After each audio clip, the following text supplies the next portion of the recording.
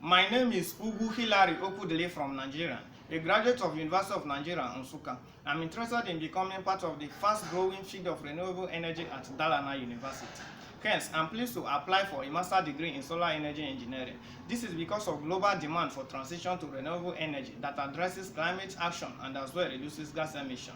The fact that Nigeria is in the middle of climate emergency and outdated electricity grids has vectored many issues such as emission of poisonous gases, harmful chemicals, and epileptic power supply had forced lots of small and large companies to relocate to nearby better countries and as well left Nigeria's economy in abysmal condition with teeming unemployment rate. Therefore, in order to be part of the transformation of these challenges and as well solve the problem, I have decided to apply for a master's degree in solar energy engineering that will not only enhance my career in solar energy engineering but also strengthen my technical skills and expertise in improving my knowledge of renewable energy system, renewable energy policy, and renewable energy efficiency.